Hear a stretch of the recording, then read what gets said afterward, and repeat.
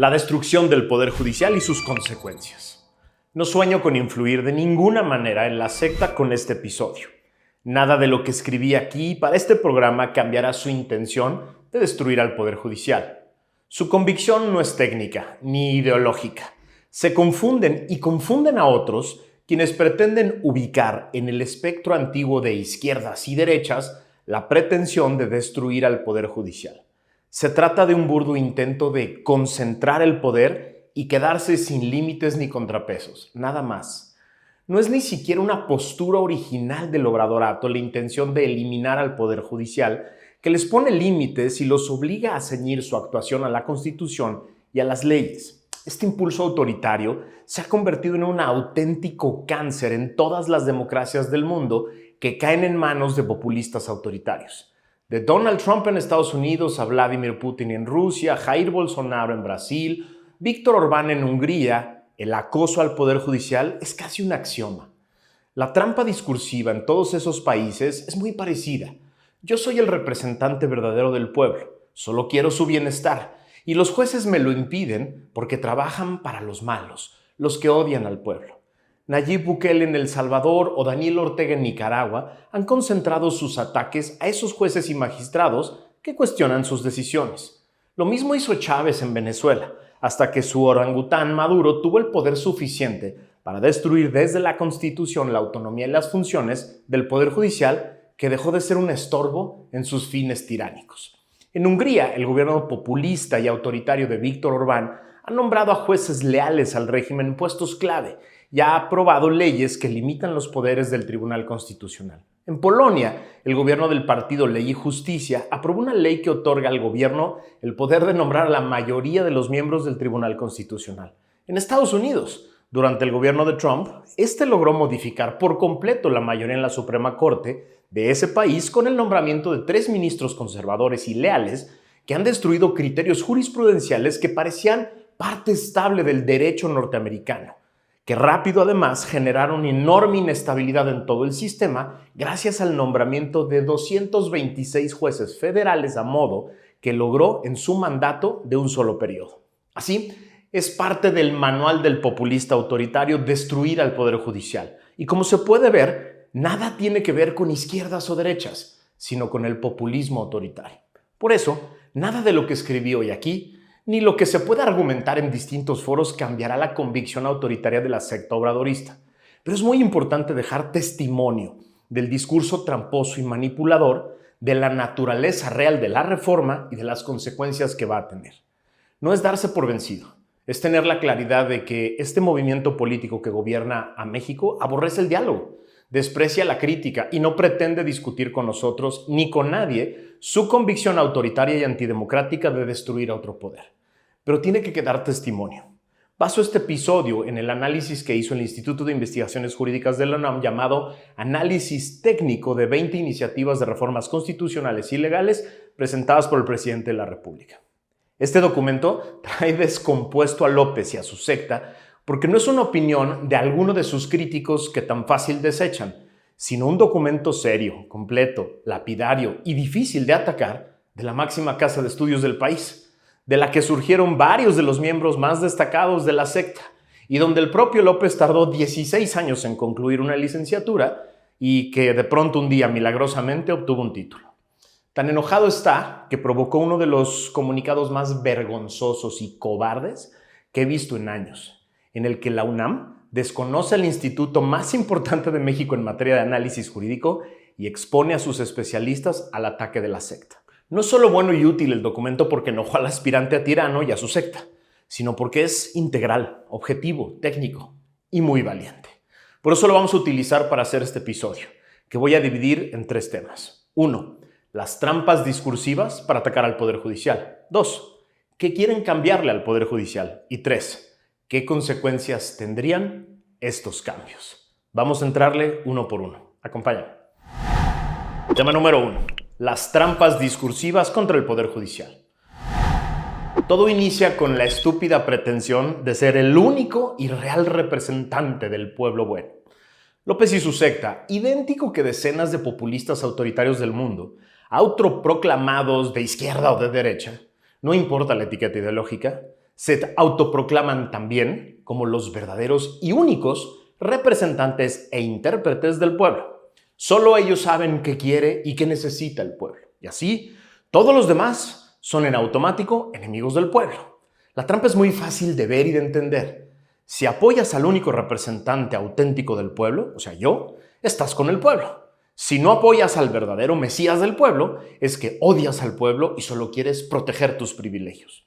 Con esta base discursiva, Trump y su secta hablan de la América real, que solo pueden ser quienes lo apoyan a él. Y por eso, cualquier juez o autoridad que lo limite o sancione en uno de sus varios juicios delictivos es parte de la mafia antiamericana que quiere impedir que defienda a los americanos de verdad. El paralelismo con el discurso de la secta obradorista con la secta trumpista es casi cómico, si no fuera trágico. En el centro del discurso del obradorato está la convicción religiosa de que López es el único que ama y defiende al pueblo. Las recientes elecciones de Estado, absolutamente antidemocráticas, ilegales, injustas e inequitativas, son para ellos la muestra tangible de que el pueblo le regaló al obradorato un cheque en blanco para destruir todo aquello que les estorbe, en especial al Poder Judicial, porque las limitaciones que éste le ha puesto al obradorato son para defender a quienes odian al pueblo. El paralelismo entre el trumpismo y el obradorato es patético. Ambos atacan al Poder Judicial como enemigo del pueblo real, cuando los limitan o sancionan, y ambos sueñan con un Poder Judicial mansito y sometido que solo ratifique sus decisiones y mantenga impunes sus abusos y su corrupción. Tanto el trumpismo como el obradorato cuentan con un enorme y multimillonario aparato de normalizadoras y normalizadores en distintos medios y plataformas que difunden sin pudor estas trampas discursivas y participan impunemente en campañas para denostar a ministros y jueces que hacen su labor constitucional. Voy a citar a Trump. Tengo un juez corrupto, despotricó contra Merchan, el juez que llevó el juicio criminal que lo convirtió en el primer expresidente norteamericano convicto penalmente. Añadió después que el juez estaba totalmente amordazado ante un juez altamente conflictivo y corrupto que sufre de TDS, síndrome de locura anti-Trump. El miércoles 28 de febrero de este año, López arremetió contra los jueces que llevan la denuncia por daño moral que Pío López Obrador interpuso contra el periodista Carlos Loret, quien expuso la corrupción de su hermano. Después del careo entre Loret y el corrupto hermano de López, el presidente dijo que el Poder Judicial es parte de la misma mafia. Así. Estos son solo 2 ejemplos de los cientos de ataques que ambos mandatarios han dirigido contra el Poder Judicial, cuando éste estorba a sus pretensiones autoritarias. Esta narrativa, empujada desde el Poder Ejecutivo, que se asume como el único representante legítimo del pueblo, avalado por el gran aparato multimillonario de comunicación que ambos tienen, se convierte en un monstruoso sistema de manipulación masiva que hace casi imposible el debate serio y técnico de este tema, que es central para el presente y para el futuro de la República. Tema número 2. ¿Qué quieren cambiarle al Poder Judicial?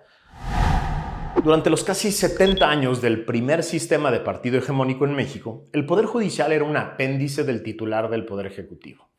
Eran 5 las claves que impedían su autonomía real, aunque estuviera declarada esta en la Constitución. Primero, el nombramiento de ministros, magistrados y jueces, que se ejecutaba como un burdo sistema de cuotas y premios políticos para abogados leales al presidente. Segundo, la posibilidad de remover libremente a aquellos que de pronto dejaban de serle leales al sistema o útiles al primer partido hegemónico. Tercero, la posibilidad de influir directamente en sus decisiones para asegurar que fueran acordes con los intereses del partido. Cuarto, el control presupuestal y administrativo para premiar y castigar con dinero, con nombramientos o con sanciones a quienes actuaran de manera favorable al partido o para darles un jaloncito de orejas a quienes se salían del huacal. Y quinto, la ausencia de perfiles técnicos sólidos y éticos que hacía más sencilla la manipulación política del sistema de justicia de pequeñas personas sin capacidad.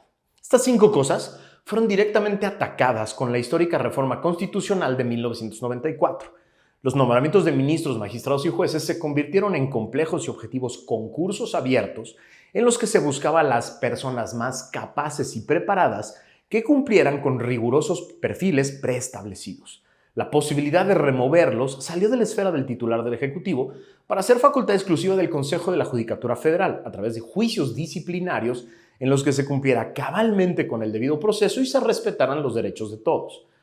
El control presupuestal, disciplinario y administrativo pasó también a manos del Consejo de la Judicatura Federal para evitar los chantajes, las presiones y las manipulaciones desde los otros dos poderes. Según el texto de César Astudillo en el documento del Instituto de Investigaciones Jurídicas de la UNAM, cito: la iniciativa propone cambios a distintos componentes del estatuto jurídico de la entera magistratura y judicatura constitucionales, es decir, al régimen de garantías que el ordenamiento les confiere para que puedan cumplir adecuadamente la función de salvaguarda del ordenamiento constitucional que tienen asignado. Sigo con la cita. En particular, la iniciativa propone cambios que alcanzan a estos componentes del estatuto. A. El número de integrantes del Pleno de la Corte. B. Los requisitos de elegibilidad. C. Las incompatibilidades. D. La duración del encargo. E. La renovación del mandato. F. El régimen de ausencias. G. La garantía de inamovilidad. H. La retribución económica. I. El régimen de responsabilidades. Y J. El valor del voto. Sigo con la cita. En el aspecto más notorio de la iniciativa se busca implantar el mecanismo de elección por sufragio popular de ministros de la Suprema Corte, magistraturas del Tribunal Electoral, magistraturas disciplinarias, magistraturas de circuito y judicaturas de distrito, cuyo paradigma solo se encuentra en perspectiva comparada en la votación para elegir a los magistrados constitucionales del Tribunal Constitucional Pluricultural y otros altos cargos judiciales en Bolivia, tras la aprobación de la Constitución del 2009. Solo Bolivia hace lo mismo. Sigo la cita. La exposición de motivos expresa con nitidez el sentido de la propuesta cuando afirma que la elección popular de los integrantes del Poder Judicial Federal busca la democratización de la justicia para garantizar que los elegidos representen las diferentes visiones que conforman la sociedad mexicana. Esto significa fácil que su intención es mudar la naturaleza del Poder Judicial Federal para hacer de él un nuevo cuerpo representativo, orientado hacia la política, alejándolo de sus condicionamientos actuales que le imponen una actuación técnica, neutral y especializada. Es decir, el argumento que escucharás en los próximos días es que la corrupción que puede haber en el Poder Judicial, que sí la hay, se debe a que no representan al pueblo, a que no son electos por la inagotable sabiduría del pueblo y que por eso no tienen legitimidad, y que los sistemas transparentes, profesionales y objetivos de selección solo sirvieron para imponer a juzgadores que representan a los intereses antipueblo. Escucharás también que ese pueblo bueno entendía perfectamente todos los alcances de la propuesta antes de votar el 2 de junio y que al darle una gran mayoría al obradorato les dio permiso de destruir el Poder Judicial. Vas a escuchar también que ciertos jueces son muy corruptos. Te van a poner ejemplos particulares manipulados de jueces que ellos acusan de corruptos, como hizo hoy el presidente y su secretaria de Seguridad, para decir que todo el Poder Judicial está igual, porque no representan al pueblo. Lo que nunca vas a escuchar serán argumentos técnicos, sólidos y objetivos de cómo esta reforma pretende acabar con la tríada perversa de cánceres que invaden al Estado mexicano: el abuso de poder, la corrupción y la impunidad. Sobre eso, solo escucharás discursos genéricos y mentirosos, sin fundamento alguno. Advertidos estamos. Tema número 3. ¿Qué consecuencias tendrán estos cambios? El segundo sistema de partido hegemónico tiene la misma pretensión que el primero: que el Poder Judicial no sea un estorbo para la concentración y el abuso del poder y no sea un riesgo para su corrupción impune. Así de sencillo. Vuelvo a citar a César Astudillo. De aprobarse la iniciativa de reforma constitucional, el daño al Poder Judicial será mayúsculo, ya que implicará el cese inmediato de 1,665 ministros, magistrados y jueces y generará un movimiento pendular del Poder Judicial de la Federación para que sus integrantes dejen la posición de independencia e imparcialidad que actualmente tienen garantizada y se adentren en el campo de la política. Sigo la cita.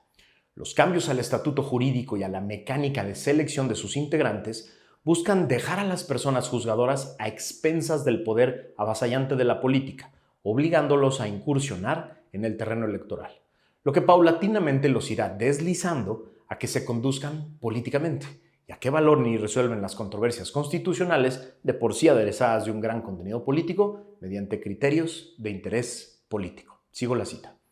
Cuando el Poder Judicial Federal deje de ser independiente, la ciudadanía quedará desprotegida porque la independencia judicial, más allá de concebirse como una garantía institucional o una prerrogativa personal de sus integrantes, constituye un derecho esencial de las personas a contar con jueces que, sin injerencias ni condicionamientos externos o internos, y bajo una posición de estricta neutralidad impartan justicia. Cierro la cita. Así, la definición sobre la naturaleza y los límites de las funciones de todo tipo de servidor público será resuelta con criterios políticos y no jurídicos, en detrimento de los derechos de todo gobernado. Las sentencias sobre juicios criminales dejarán a un lado la justicia para atender a criterios políticos. Las sentencias civiles sobre contratos y relaciones entre particulares favorecerán a quienes estén más cerca del poder. Así de fácil. La justicia dejará de ser ciega para prostituirse al mejor postor. Las palancas y las charolas regresarán para ser más poderosas que las sentencias. Si eres muy joven para saber qué es una palanca o qué es una charola, pregúntale a tu abuela o a tu padre. Ellos te van a explicar. Sigo convencido de que la gran mayoría de quienes ratificaron con su voto al Obrador el 2 de junio no sabían ni entendían por qué estaban votando, pero lo hicieron y le regalaron a la secta antidemocrática el poder para destruir a la República Democrática y lo van a utilizar. Nos queda denunciarlo claramente, explicarlo con todas sus letras, para que por lo menos se entienda quiénes son todos los responsables y los cómplices de la caída de nuestra República Democrática. Te dejo una última pregunta. En este movimiento para generar elecciones de 1665 ministros, jueces y magistrados, ¿quién tiene más dinero y más interés para imponer a estas personas? Ahí te dejo esta pregunta, porque ahí es donde se nos puede acabar la República.